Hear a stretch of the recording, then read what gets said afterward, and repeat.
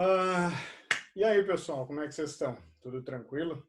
O que a gente vai falar hoje? A gente vai continuar o nosso papo sobre exponencial discreta, exatamente da onde a gente terminou. Tá? Então, continuando. Exponencial discreta. Tá? A gente viu na aula passada que a exponencial discreta, o sinal que a gente está estudando, é gama na N, tá? E no vídeo passado, quem tiver alguma dúvida, só dá uma voltada no tempo, né? No vídeo passado, a gente viu que essa nova forma da exponencial é devido à própria modelagem, à própria forma como os sistemas discretos são modelados por diferenças de sinais e não por derivadas integrais. Então, essa forma é mais conveniente quando eu estou trabalhando com sistemas discretos.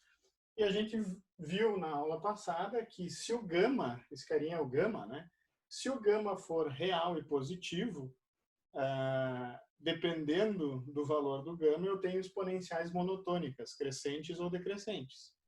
Tá? Quando o gama for um número complexo que tem parte imaginária, né, ou até o próprio número real, como a gente vai ver hoje, negativo, eu tenho um comportamento oscilatório nesse sinal.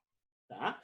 De qualquer maneira, eu vou trabalhar com a abordagem mais genérica que a gente viu na aula passada, que é pensar realmente que o gama é complexo. Tá? E esse gama complexo é conhecido muitas vezes como frequência complexa, inclusive, tá? Discreta, né? Do sinal discreto. Lembrando que isso aqui é discreto, tá, pessoal? Então, se o gama é complexo, ele pode ser representado na forma retangular ou na forma polar, ou seja, alfa mais j beta, ou módulo de gama com fase ômegazão. O ômegazão aqui, daqui a pouco a gente vai nomear ele. Isso aqui é o ômega maiúsculo. Tá? Literalmente é módulo e fase. Então, por exemplo, se eu tenho o meu gama 3 mais J4, eu posso expressar esse gama também na forma polar, que é 5 com fase. A fase desse número aqui é 50 e... Deixa eu ver aqui. Eu herdei aqui de um meu querido amigo, né, o pai, na verdade, do meu cunhado, me deu essa calculadora científica aqui, que eu vou estudando a primeira vez, né? Olha só. Então, qual que é a fase desse número? É o arco tangente. Onde é que está o arco tangente nessa? A tan. O arco tangente da parte imaginária sobre a parte real. Então, 4 quintos. Então, 4 quintos. Né? 0,8. Então, eu vou fazer o arco tangente, que é 30... Opa! 38,6. Eu fiz alguma coisa errada, né?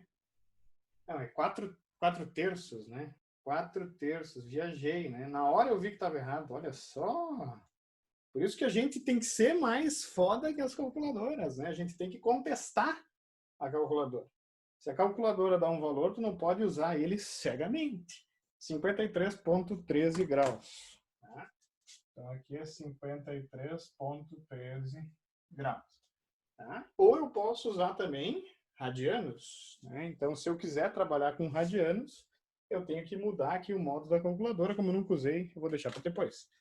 Tá? Mas esse gama aqui, ele tem módulo e tem fase, ou parte real e parte imaginária. O número, o sinal que esse gama origina, ele é esse carinha aqui, ó. Eu acho que isso foi uma dúvida que vocês tiveram na última aula, se não me falha a memória. Né?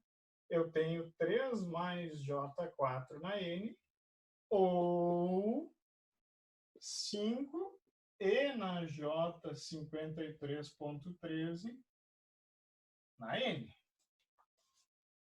Tá? Por que essa forma, eu falei na aula passada, que ela é mais conveniente para nós, ela é mais fácil de se trabalhar? Né? Porque o que acontece? Quando eu tenho um produto na N, eu posso pensar no produto das funções individuais na N, né? Então, se eu tenho a exponenciação do produto, eu tenho o produto das exponenciais, e vice-versa, é uma propriedade da função. Tá? Então, meu x de N, eu posso escrever como 5 na N e na J 53.13 vezes N.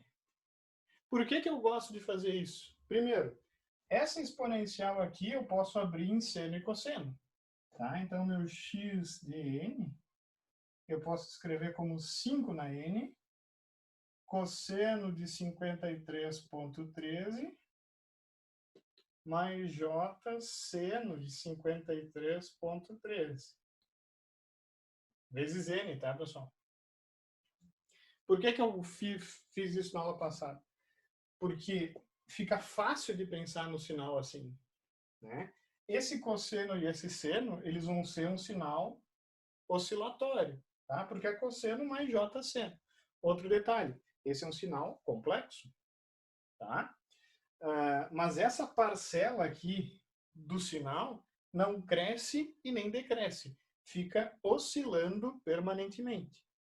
Essa parcela aqui, que vem do módulo, tá? Só para salientar bem, 5 é o módulo do gama. E 53.13 é a fase. Tá? Então, o módulo do gama, né, origina uma envoltória exponencial. Tá? Esse carinha aqui, ó, né, por ele ser um número real positivo na n, fica fácil de ver se o sinal vai crescer, decrescer ou ficar na mesma. Para ele ficar na mesma, o módulo do gama tem que ser 1. Se o módulo do gama for maior do que 1, o sinal cresce. Se não, o sinal decresce. A gente viu isso na aula passada. Quem tem dúvida, é só voltar. Então, o que acontece? Esse carinha aqui, no caso, ele é um sinal crescente. Né? E esse sinal aqui a gente vai começar a entender na aula de hoje. Por quê? Porque ele é um seno e um cosseno. No caso, é uma senoide discreta. E as senoides discretas são coisas realmente bem complexas de serem avaliadas. Para eu entender como que vai ser esse carinha, eu preciso falar especificamente sobre o cosseno e o seno discreto. Tá bom? Então, pessoal, a gente vai falar agora sobre senoides discretas. Tá? O seno e o cosseno contínuo, né, na verdade, todas as funções trigonométricas contínuas, elas são bem conhecidas por vocês. Eu acho que não tem muito mistério. Né? O ômega, quando eu tenho o seno de ômega t, o ômega era conhecido como frequência angular, vocês se lembram? Né? E o ômega, quanto maior o ômega, né? Lembrando que a unidade aqui do ômega é radianos por segundo. Né? Quanto mais radianos por segundo eu tenho, né? Mais ciclos eu vou ter, né? Por período de tempo, em resumo. Tá? Então, se eu trabalho com uma frequência grande, uma frequência x, eu tenho essa onda. Se eu aumento a frequência, eu tenho uma onda com uma frequência maior. Se eu aumento ainda mais, eu tenho uma onda com uma frequência ainda maior. Tá? Então, na verdade, não há limite para o quanto eu posso...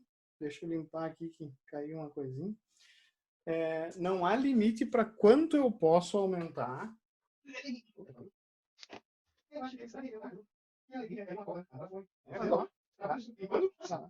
O que acontece? Voltando, pessoal. Não há limite para o quanto eu posso aumentar o ômega e ter um sinal diferente. Né? Esse ômega que eu posso aumentar ou diminuir. E para cada valor de ômega, eu tenho um sinal que é diferente do outro. Tá? Por que eu estou falando isso? Porque acontecem umas bizarrices em senoides discretas. Que bizarrices acontecem? Na verdade, uma delas é que se eu aumento o sinal, a frequência do sinal, aquele sinal ele começa a se repetir. né? Já explico um pouquinho melhor isso. E a outra bizarrice que acontece é que, às vezes, né, na verdade, muitas senoides discretas nem são periódicas, tá? Então eu quero mostrar para vocês as diferenças e depois falar um pouquinho sobre a amostragem, e eu tenho um programinha no MATLAB para provar o que eu estou falando, né? Para ver que não é uma coisa assim tão distante da gente. Então, o que acontece? Uma senoide x de n, vamos trabalhar com seno, tanto faz, seno ou cosseno aqui. Imaginemos que eu tenho seno de ômegazão vezes n. Tá? Assim como o seno contínuo é ômega t, aqui eu tenho ômegazão vezes a minha variável independente. Ômegazão é conhecido como frequência angular discreta. Tá? Até aí não tem diferença nenhuma, né? Eu gosto de começar com um exemplo para vocês entenderem, né? Vamos imaginar que a minha frequência do sinal é π sobre 4 radianos por amostra. Tá? Aqui é radiano por unidade de tempo, radiano por segundo. Aqui é radiano por amostra. Tá? Então, o que isso significa? Que nesse sinal, eu tenho π sobre 4 radianos, arco, né, o arco radiano, por amostra do sinal. Tá? Fica mais fácil desenhar esse sinal e depois entender o que é o ômega. Né? Então, vamos desenhar esse sinal aqui para vocês verem. Como é que é esse sinal? Eu literalmente vou colocar valores para ômega, para o n, desculpa, e calcular. Né? Porque o que acontece? O meu sinal é seno de π 4 vezes n. Para n igual a zero, eu vou ter seno de π sobre 4 vezes zero, que é seno de zero, que é zero. Então, eu vou ter zero. Beleza? Depois, eu vou ter seno de π sobre 4 vezes 1, que é seno de π quartos. Eu vou calcular ainda mais. E agora eu vou ter que mudar aqui o modo. Cadê? Achei. Eu gostei desse calculador, hein? Bem fácil. Então vai ser π sobre 4. Deixa eu achar o π agora aqui. Depois eu medito isso, tá, pessoal? Depois eu corto esse negócio lá. π dividido por 4, beleza. Seno. 0,77. Na verdade, é raiz de 2 sobre 2. Só quis confirmar, né?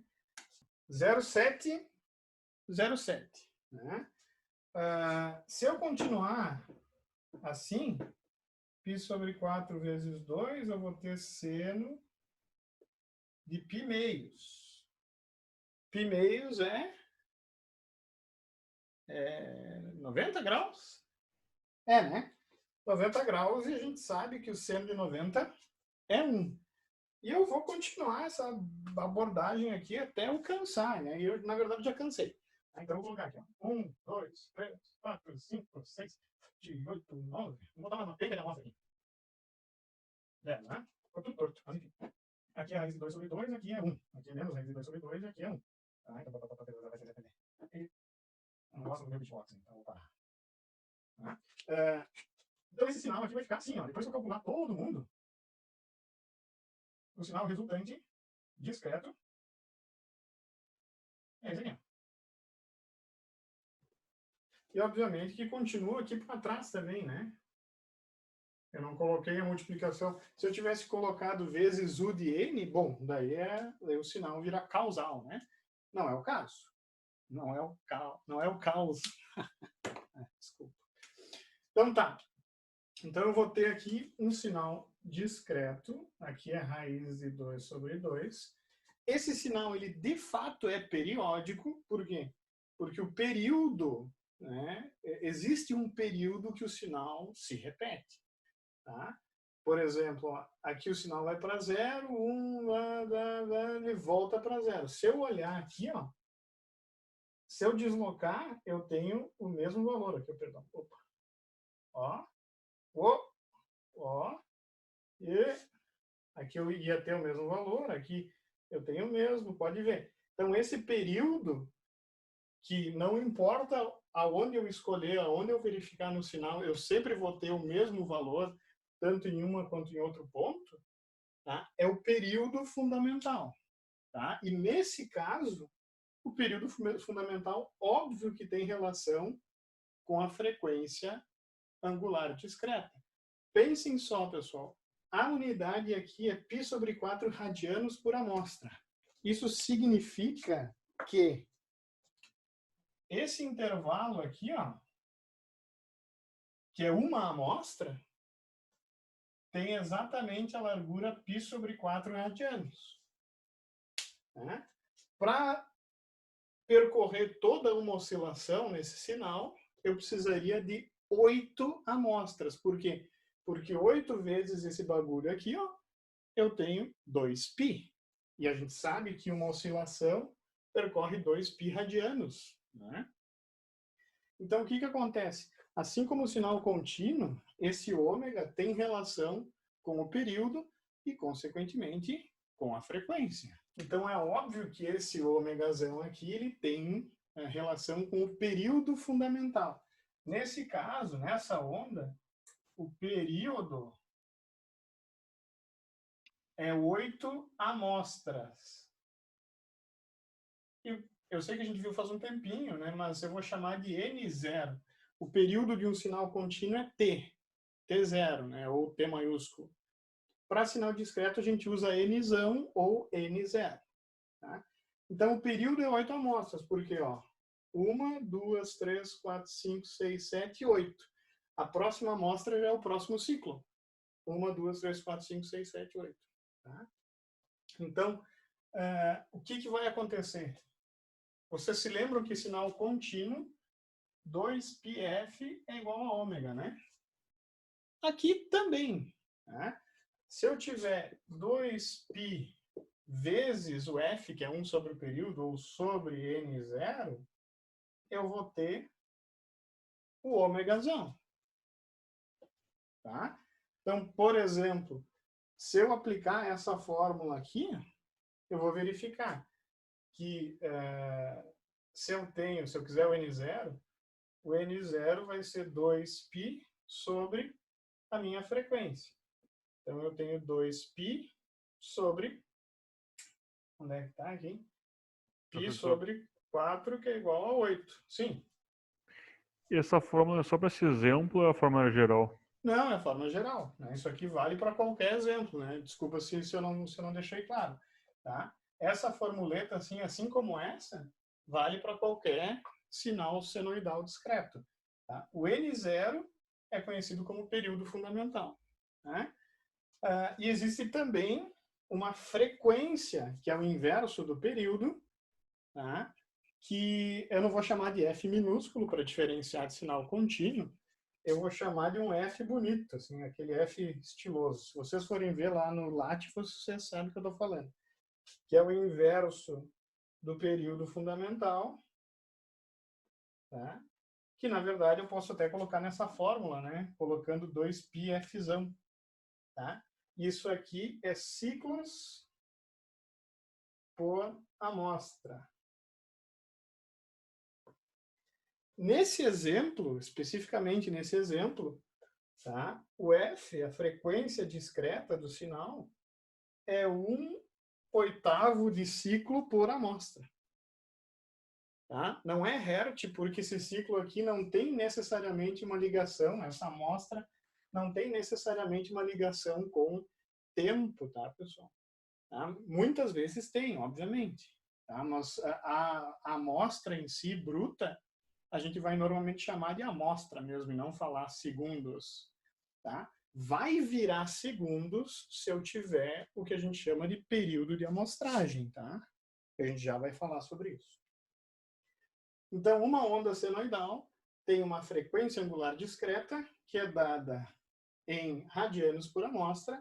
Ela tem um período, que é amostras, a unidade, né? Eu tenho também uma frequência, que é ciclos por amostra. Bem simples até aí, né? Show de bola. Qual que é o grande problema? Problema não, né? Mas quais são as coisas que diferenciam, de fato, essa senoide da senoide contínua? Primeira coisa que acontece.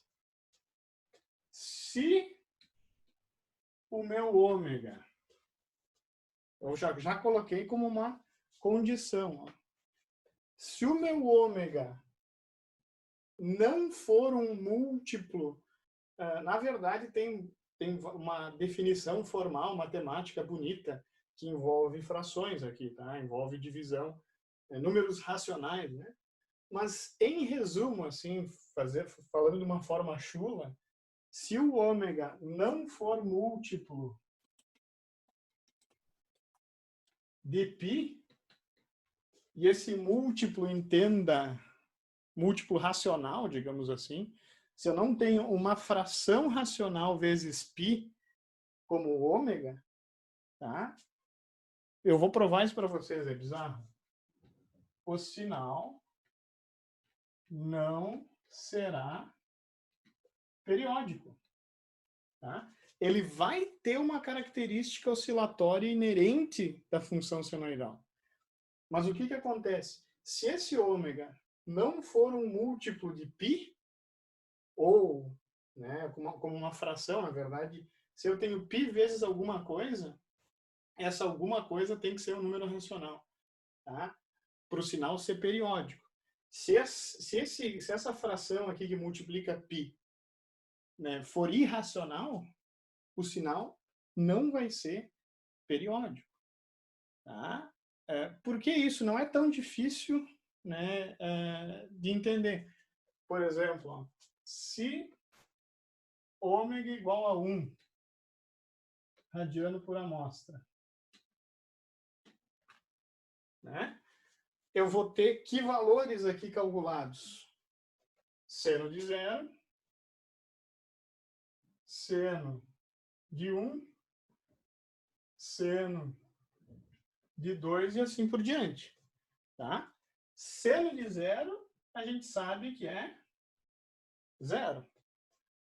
E, na verdade, só existe 2 valores de argumento da função senoidal que ela vai zerar, que é, de fato, 0 e qualquer múltiplo, qualquer múltiplo, tá aqui. Qualquer múltiplo inteiro de π. Por exemplo, seno de π é 0. Seno de 2π é 0 de novo. 3π, 4π, 5π, 6π. Percebam que, como o meu ômega é igual a 1, né, e isso implica que o ômega não é um múltiplo de π, tá? Eu nunca mais vou ter π ou nenhum múltiplo aqui. Significa que um seno de n só zera para n igual a 0. Se seno de n só zera para n igual a 0, significa, obviamente, que esse sinal nunca mais vai se repetir, porque ele nunca mais vai ser 0. É uma coisa, não é chata, é uma coisa bizarra, se a gente for avaliar. Porque a gente está tão acostumado com seno sendo periódico, né, que isso pode passar despercebido aqui para o sinal senoidal discreto. Tá? Por que isso acontece? Porque o n, a minha variável independente, ela não é contínua, ela é discreta. Tá? Se fosse t aqui, bom, daí não importa o valor, eu sempre vou poder achar um valor que vai zerar aqui, né, para uma frequência qualquer. Porque existem infinitos, um conjunto incontável de valores de t. Agora não, n é inteiro normalmente, tá? É finito. Consequentemente, eu nunca mais vou ter 0 aqui, não importa o valor de n que eu usar. Consequentemente, o sinal não é periódico. Tá? Isso não é tão importante se a gente for avaliar, mas é uma coisa interessante que já me diz que o sinal senoidal discreto ele é bizarro. Tá? Qual que é a outra bizarrice que acontece? Né? E eu vou provar bem fácil, na verdade é um pouquinho mais chato que isso. Né? Vamos imaginar o seguinte, se eu tenho seno, a gente pode usar a mesma frequência, quem sabe, π sobre 4. π sobre 4 vezes n. Tá? Se eu pego a frequência ômegazão e uso ômegazão valendo π sobre 4 mais 2π, esse sinal aqui, ó. Tá? Qual que é a única diferença? Eu aumentei a frequência, né? Eu até posso juntar essas duas frações e encontrar o valor de fato do ômega. Para esse sinal, ômega igual a π sobre 4 radianos por amostra. Para esse segundo sinal aqui, ó, se eu juntar na mesma fração, vai ser 9π quartos. Então, o que eu fiz com o ômega aqui? Eu só aumentei ele. Tá? De fato, eu aumentei o ômega. Eu vou mostrar no MATLAB agora isso. Eu vou mostrar agora. Tá? Que esses dois sinais, sempre que eu aumentar por um fator, né, isso aqui é uma soma, né? Mas sempre que eu aumentar a frequência do meu sinal discreto, vai chegar um momento em que o sinal vai se repetir. Esses dois sinais aqui, eles são idênticos, pessoal. Eu não consigo, se eu olho o gráfico desse sinal e desse aqui, eu não consigo ver distinção entre os dois sinais. Tá? Por quê? Pelo fato do n ser inteiro de novo. Mesmo o ômega sendo maior, para os valores inteiros de n, eu sempre vou cair no mesmo arco aqui quando eu fizer o cálculo do seno. Por exemplo, seno de zero, quando n é zero aqui, vai dar seno de zero e aqui vai dar seno de zero. Vai dar o mesmo valor. Se eu faço n igual a 1, aqui vai ser π sobre 4 e aqui vai ser 9π sobre 4. Se eu calcular o seno de π sobre 4 e 9π sobre 4, vai ser igual. E isso, na verdade, vai acontecer para qualquer valor de n. Tá? Então, o que acontece, pessoal? Existe uma limitação de representação única do sinal. Diferente do sinal contínuo, que eu posso aumentar o ômega e sempre ter um sinal diferente, no sinal discreto, se eu aumento o ômega, vai chegar um momento em que o sinal começa a se parecer com outro sinal, com uma frequência menor. Mesmo meu ômega sendo maior. Então, isso é bizarro, mas acontece. O limite de representação que a gente trabalha é π. Tá? Se o meu ômega for maior do que π, tá? Eu vou cair numa representação, numa representação alternativa de um sinal com uma frequência mais baixa. Eu vou mostrar isso no MATLAB agora para vocês. Eu vou mostrar para vocês os scripts para ver como eu não estou mentindo. Tá? Primeira coisa, eu vou fazer um sinal seno de n vezes π sobre 3. O ômega aqui é π sobre 3. E vou fazer também um outro sinal. Onde é que ele está aqui? Cadê? O seno de n. Tá?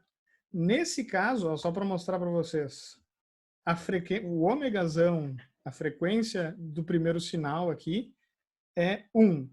E a frequência do segundo é 1.04. Para vocês verem como é uma diferença sutil. Tá? A frequência de um é 1 radiano por amostra. E a frequência do outro é π sobre 3 radianos por amostra. O primeiro sinal não é periódico, porque o ômega não é múltiplo de π. O segundo, mesmo tendo uma frequência bem parecida, quase igual, né, vai ser um sinal periódico, porque a frequência discreta dele, de fato, é um múltiplo de π. Então, eu vou rodar aqui para vocês verem a figurinha para comprovar isso. Ó. Primeiro sinal. Pode ver, ó. Ele vem aqui e ele não cai exatamente nas amostras da senoide. Ó. Tá vendo que é tudo meio perdido? Meio perdido não. Ó. Mas essa aqui zera, essa aqui não zera. Daí eu não vou mais ter zero aqui em nenhum lugar ou próximo de zero. Se vocês olharem com calma, vocês vão perceber que o sinal é um pouco errático. Né? Por exemplo, essa amostra aqui é um pouquinho menor do que essa aqui. Uma diferença pequenininha, mas ela existe. isso faz com que não exista um período inteiro que eu utilize que o sinal se repita, tá? Olha só o que acontece quando o sinal é periódico. Ó. Eu claramente vejo um padrão de repetição. Ó. E isso só acontece quando o ômega é múltiplo de π. Fechou? Outro exemplo aqui do meu código. Ó. O meu segundo gráfico... Cadê? Aqui, ó. No meu segundo gráfico, eu vou plotar 3 sinais. E esses sinais, eles têm frequências diferentes. Tá? Ó, o primeiro gráfico é cosseno de 2π sobre 3. O segundo gráfico é cosseno de 8π sobre 3. Né? E o último gráfico é cosseno de 5π sobre 3. Então, percebam que, em teoria, o sinal que tem a menor frequência seria o sinal x1. Tá? x1 tem frequência 2π sobre 3. O sinal x2 e o sinal x3, eles têm frequências angulares maiores. Mas vocês vão ver que o sinal x3 parece que tem uma frequência menor. Por quê? Porque ele passou o limite da representação, que é π. Tá? Observem. O primeiro sinal, a frequência é 2π sobre 3. Tá? Então, se eu calcular, deixa eu voltar a tela. Se eu calcular a frequência do sinal, vocês estão me vendo então, né? Se o ômega é 2π sobre 3, tá? O número de amostras que esse sinal tem, né? É só calcular aqui, ó. N0 é igual a 2π dividido por 2π sobre 3. Ficou horrível a minha letra, né? Mas eu concluo que o período fundamental do sinal é de 3 amostras. Né? Sim, essas funções vão funcionar no Octave também. Né? Aqui está o primeiro sinal. Né? Eu tenho 1, 2, 3. 1, 2, 3. 1, 2, 3 amostras. Tá? Em resumo, quanto menor a frequência, maior o número de amostras, em teoria, se eu estou dentro da representação de 0 a π. Né? Que em real é de menos π a π, mas enfim, a gente vai trabalhar de 0 a π. O segundo sinal, que tem frequência 8π sobre 3, perceberam que é exatamente igual? Isso não foi um erro, pessoal. Eu literalmente plotei o outro sinal, que tem uma frequência maior. Mas ele aparenta ser o mesmo sinal de anteriormente, devido a essa característica da senoide discreta de se repetir. Tá? Por último aqui, tem um sinal que a frequência seria 5π sobre 2, eu acho, né? Deixa eu ver aqui. 5π sobre 3. Tá? Perceberam que mesmo a frequência ômega usada sendo maior do que 2π sobre 3, esse sinal aqui embaixo parece o quê? Que tem uma frequência menor, mesmo tendo o ômega maior, tá? Mas esse carinha aqui, ele passou daquela representação de 0 a π, que é conhecida como representação básica, né? Tem um nome mais bonito, não estou me recordando agora. Tá? O fato é o seguinte, esse comportamento é uma coisa inerente da função discreta. É uma coisa matemática, tá? Não tem nada a ver, não é uma coisa... Eu disse que é uma coisa estranha, porque a gente está acostumado com sinal contínuo, mas se o meu n é discreto, isso vai acontecer. Tá? Então, o sinal acaba se repetindo. Se eu for aumentando o ômega, eu vou acabar ciclando nos mesmos sinais. Existe um limite de representação possível, que é 0 até π, para eu não me repetir. Qual que é o problema, o grande problema disso, pessoal? Isso está intimamente ligado com o conceito de amostragem. Tá? Então, eu vou falar um pouquinho agora sobre como esse fato da senoide discreta se repetir com o aumento de ômega influencia na amostragem de sinais, tá? E vai ser o nosso próximo quadro. Vamos que vamos, pessoal. Pessoal, antes de falar um pouquinho sobre a amostragem, eu quero só dar uma resumida em como eu, olhando, né, a frequência do meu sinal, consigo já imaginar a forma dele. Tá? Então, o ômegazão é igual a 2π sobre N0, né? Porque é 2πf. Tá?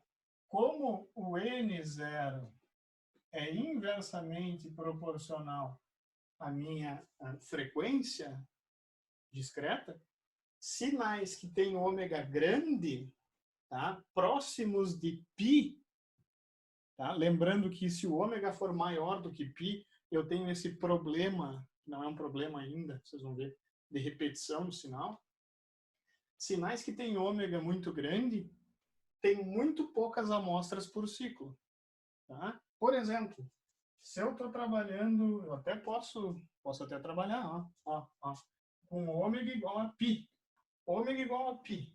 Né? Significa que o sinal, se for um seno, é seno de n vezes π. E se for um cosseno, é cosseno de n vezes π. Se eu pensar no cosseno, e vocês vão entender o porquê que eu vou usar o cosseno, tá? Eu vou ter esse sinal aqui, ó. Cosseno de 0 é 1.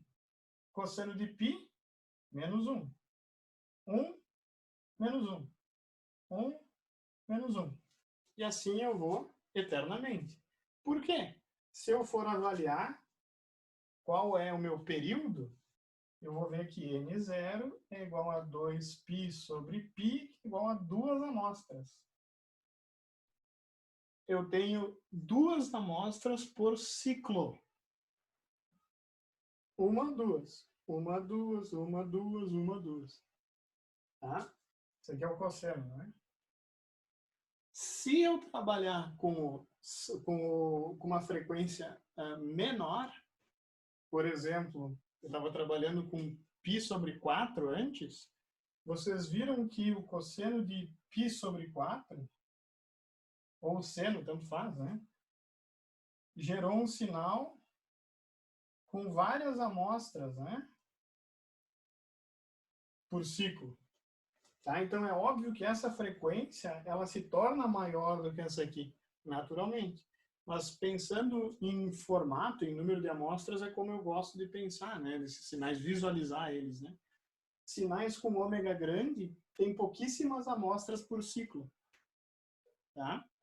E sinais que têm o ômega pequeno, eu tenho várias amostras para fechar um ciclo. Então, é um sinal que eu consigo visualizar muito mais claramente a senoide, digamos assim.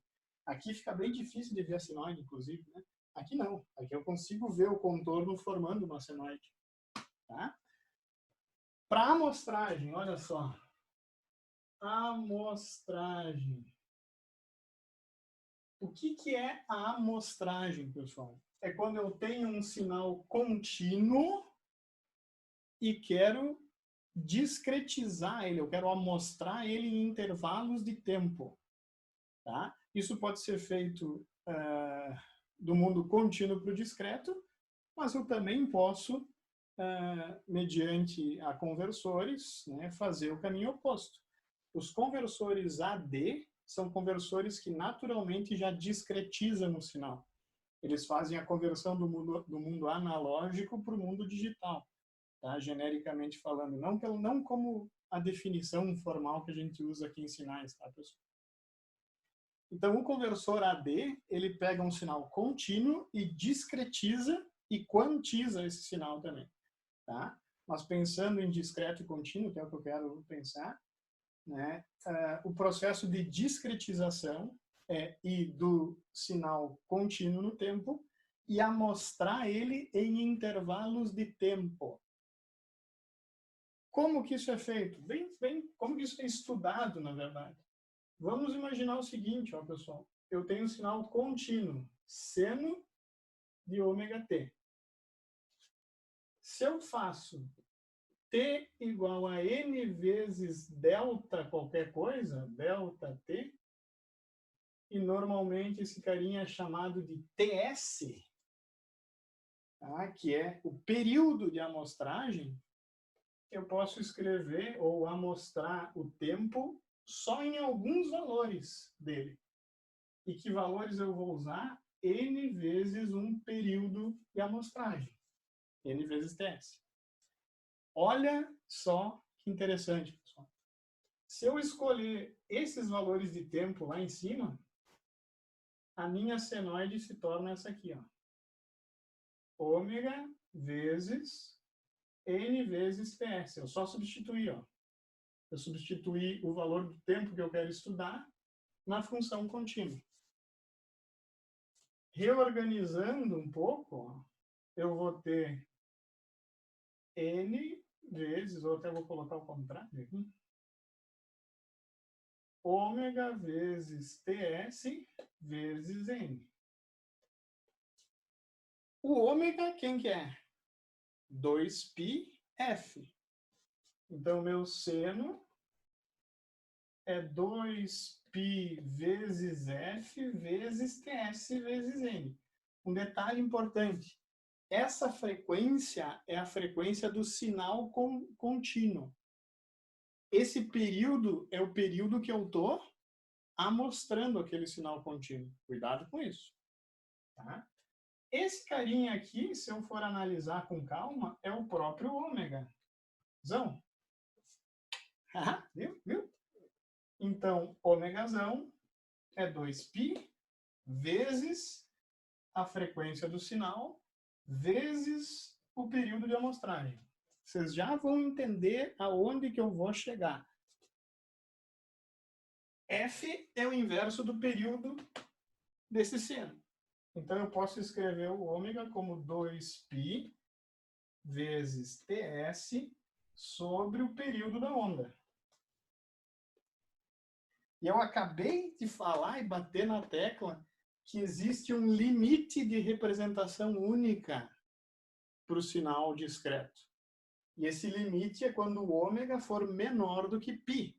Se eu faço o ômega maior do que π, eu acabo caindo num sinal que me parece um sinal com ômega diferente. Tá? O que acontece então, pessoal? Para eu ter uma representação boa desse sinal contínuo, o meu ômega tem que ser menor do que π. Consequentemente, ó, se eu faço ômega menor do que π, 2π TS sobre T tem que ser menor do que π. Então, 2π TS sobre T tem que ser menor do que π. Esse carinha aqui vai lá para baixo. Eu concluo que TS sobre T tem que ser menor do que 1/2. Olha só. Consequentemente, se eu fizer uns paranauê aqui, ó, eu posso escrever isso em função da frequência. O que significa TS sobre T menor do que 1/2? Que o período que eu estou mostrando tem que ser menor, né, do que a metade do período da onda. Em outras palavras, né, eu posso escrever isso assim, ó. A frequência de amostragem tem que ser maior do que 2 vezes a frequência do sinal. Isso é conhecido como frequência de Naixt. Tá? E é fundamental na amostragem correta de sinais contínuos. Em outras palavras, a minha frequência que eu estou amostrando o sinal tem que ser 2 vezes a frequência do sinal que eu quero amostrar. Tá? Por que isso? Eu fiz um scriptzinho para provar para vocês, olha só. O que eu fiz? Ó? Eu fiz duas coisas para exemplificar o teorema de amostragem. A primeira delas é uma abordagem gráfica, olha só. Eu criei um sinal contínuo, que é esse seno aqui, ó. O seno contínuo é 2π sem t. Então, a frequência original do sinal contínuo é 100 Hz. E daí, o que eu fiz? Eu amostrei esse sinal com uma frequência de 400 Hz, bem acima do limite. Amostrei o sinal com uma frequência de 200 Hz e amostrei o sinal com uma frequência de 150 Hz, que está abaixo do limite que a gente viu que tem que ser obedecido. Olha só o resultado disso, pessoal. Tá? Aqui em cima, a gente vê o sinal original que eu quero mostrar. Embaixo aqui é a primeira amostragem. Ó. Os pontos vermelhos são as amostras que eu coletei do meu sinal. Tá? Então, claramente, as amostras seguem o padrão original. Tá? Então, dentro do meu sistema discreto, essa senoide ela foi bem representada. Né? Por quê? Porque, como eu estou abaixo do meu limite, esse sinal, de fato, representa o sinal que eu quero mostrar. Agora, esse segundo sinal aqui embaixo, ó, eu estou literalmente no limite. Perceberam que como eu uso duas amostras por ciclo, eu acabo sempre pegando, casualmente aqui eu peguei 0, tá? Mas se eu tivesse coletado a amostra um pouquinho mais para a direita, essas amostras seriam uma aqui, a outra aqui embaixo. Uma aqui embaixo. Uma aqui embaixo. Aqui, uma aqui embaixo. Tá? Então, seria assim, ó, só para anotar aqui. E essa seria o limite aceitável. Então, eu teria uma amostra aqui, a outra amostra aqui, ó. Uma amostra aqui, outra amostra aqui.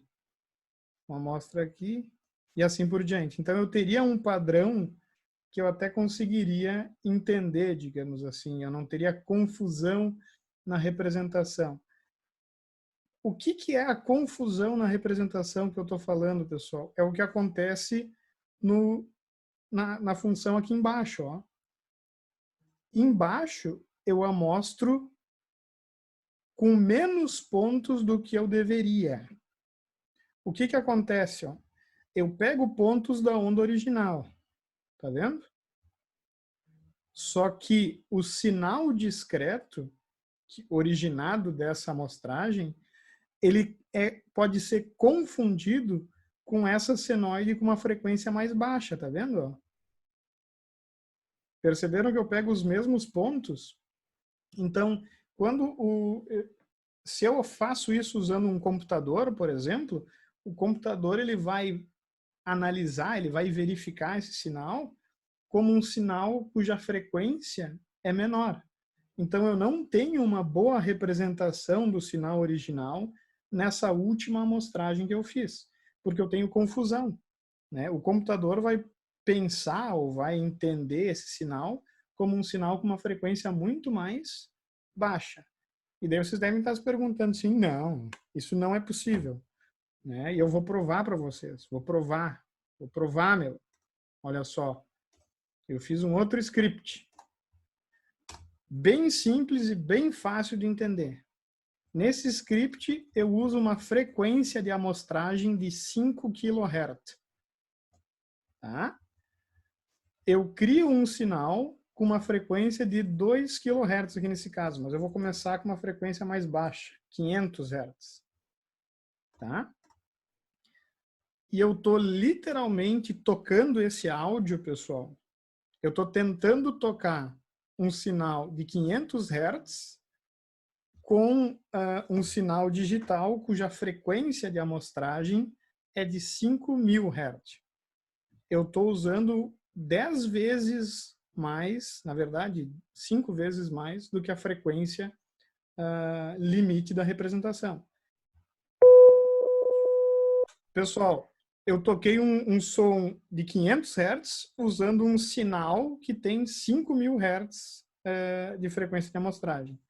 Eu vou agora aumentar o meu sinal para 1.000 Hz, o sinal que eu quero representar. Tranquilo, né? A frequência aumentou, bem como é esperado. Eu vou ir para 2.000 Hz. Tá, então foi... Tá, foi, aumentou, né? Foi 1/8, inclusive, né? Ó, 1000. Calma aí. 2000.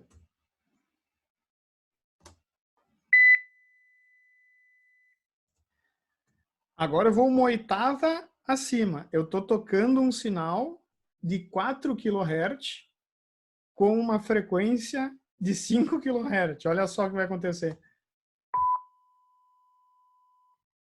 Ué, Não deveria ter aumentado a frequência? pois então não era para ficar mais agudo? Exatamente. Por que não ficou mais? Porque tá muito próximo do limite. Na verdade, eu já passei o limite, né? Aconteceu exatamente o que aconteceu aqui, ó, pessoal, nesse script. Espera aí. Esses dois sinais, ó. Esses três, no caso. Esse primeiro sinal tem uma frequência, se eu não me engano, de 2π/3.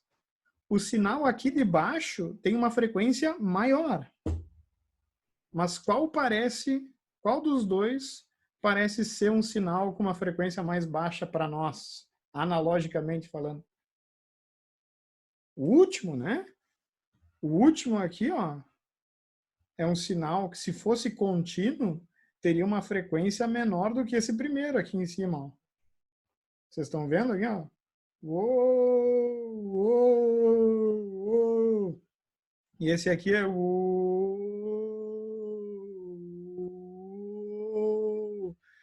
Agora com o ou deu para entender melhor. Né? O ou ajudou, né? Então, o que acontece? Quando eu toco algum som, né, com uma frequência acima do limite de amostragem, eu tenho um resultado que eu não queria ter. Tá? Aquele som vai parecer um outro sinal. Exatamente se eu amostrar um sinal com uma frequência ruim, uma frequência que está fora dos limites, eu não vou conseguir representar aquele sinal dentro do computador. Então, é uma via de mão dupla. Eu não consigo representar sinais se eu não tiver dentro da frequência de Nyquist. Tá? Ou seja, o meu período de amostragem tem que ser bem menor do que o período do sinal. Ou a frequência de amostragem tem que ser bem maior. Senão, eu não consigo representar os sinais direitos. É exatamente por isso que os CDs são gravados a 44.000 Hz. É exatamente por isso que, se eu quero uma qualidade melhor, eu vou lá a 92 kHz de amostragem. Por quê? Porque eu consigo representar tons mais elevados. Para voz não é necessário, mas se eu estiver trabalhando com instrumentos que realmente consigam representar frequências muito elevadas, né, eu vou ter um resultado melhor se eu amostrar com uma frequência bem maior. Tá? Então, a amostragem está intimamente ligada, tá? Muito ligada à característica da senoide discreta, pessoal. Na verdade, a frequência de Nyquist, ela é, né, ela é assim justo pela característica da senoide discreta, tá, pessoal? Não é uma coisa inventada, não foi uma teoria postulada, é uma coisa matemática, tá bom? Que eu acabei de provar com, sei lá, 5 linhas de código aqui. Tá? Então, pessoal, na aula de hoje, a aula de hoje já foi sobre amostragem, né? É um conceito assim muito importante, principalmente no processamento digital de sinais. Tá? Então, vocês vão ouvir bastante do professor Denis falando sobre isso mais tarde. Tá? Não só o princípio aqui, né? É só entender de onde é que vem essas características bizarras que vocês vão ver em outras disciplinas, né? Pessoal, eu espero que vocês fiquem bem, espero que vocês tenham gostado aí da aula. A gente se vê na próxima.